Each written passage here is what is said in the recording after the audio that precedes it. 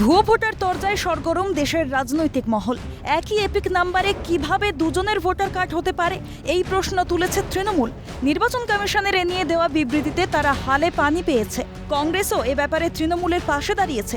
এই আবহে মঙ্গলবার এপিক বিভ্রাট ইস্যুতে নির্বাচন কমিশনে যাচ্ছে তৃণমূলের 10 সদস্যের সংসদীয় দল। সূত্রের খবর, একই দিনে বিকেল 4টায় নির্বাচন কমিশনের দ্বারস্থ হতে চলেছে বিজেপিও।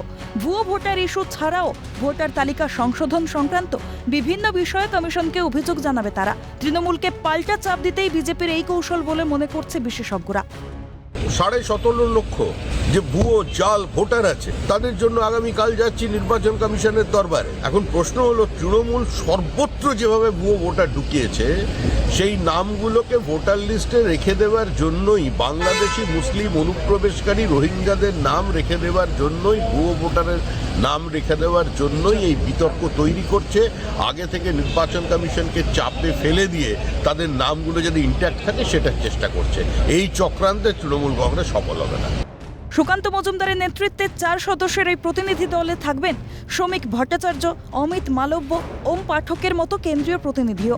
প্রীতিশ বন্দ্যোপাধ্যায় এবং ইন্দ্রাণী দাশগুপ্তের রিপোর্ট, ক্যালকাটা নিউজ।